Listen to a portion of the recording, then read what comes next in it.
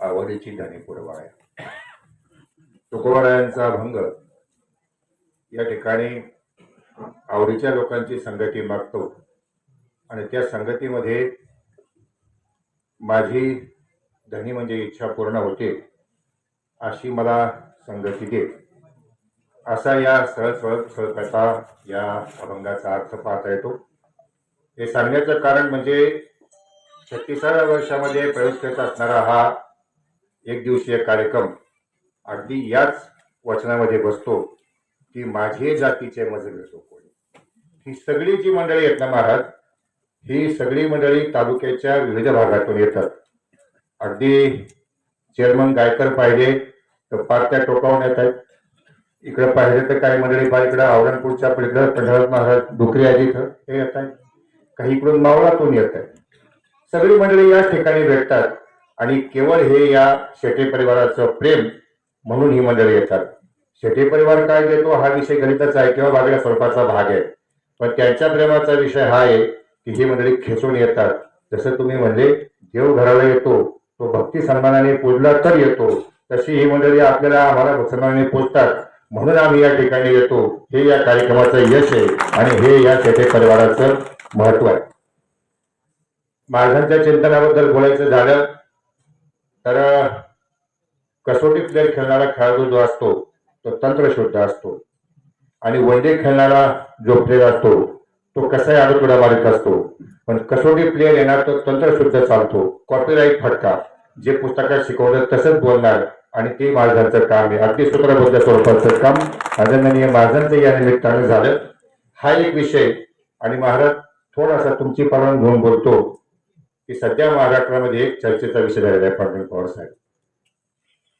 एक 4 दिवसापूर्वी सावित्रीबाई फुले विद्यापीठामध्ये पुणे या ठिकाणी ज्ञानोबा ते तुकोबा या प्रवासाचं बीज भाषण करीत असताना आदरणीय गोविंदगिरीजी देव यांनी एक धक्कादायक स्वरूपाचं वक्तव्य केलं की त्या वक्तव्यानं सकल वारकरी संप्रदायाच्या भावनेला आणि सत्तेला ठेच पोहोचलेली। आम्ही अहिंसक माणसं आहोत, आम्ही कधी आक्रमक होत नाही, पण आम्ही ज्यांच्या श्वासावर जगतो त्या आमच्या उपास्य दैवतांच्या बद्दल तुमची जर अशा प्रकारची खाली करणारी भाषा असेल तर आम्ही तिचा जरूर निषेध करू। योग्य स्वरूपाचा आहे। तुम्ही एखाद्या संताला मोठं करीत असताना ज्ञानेश्वरी भगवद्गीतेवर टीका आहे म्हणायचं, तिचं अवमूल्य करायचं। गाथा हे फक्त अभंगाचं संकलन आहे त्याची टीका करायची। भागवत एकादश स्कंदाची टीका आहे म्हणून त्याचं अवमूल्य करायचं आणि ते आम्ही ऐकून घ्यायचं, त्याबद्दल तुमचा निषेध करावा तेवढा थोडाच आहे। म्हणून मी सुद्धा अखिल वारकरी संप्रदायाच्या वतीने उपस्थितांच्या वतीने सुद्धा या वक्तव्याबद्दल त्यांचा निषेधच करील हे मी या निमित्तानं बोलतो। आणि आजही त्यांनी एक धक्कादायक वाक्य केलं, आपली सगळी भगवीवस्त्राची शान बाजूला ठेवून त्यांनी एक वेगळ्या प्रकारचं वाक्य केलं।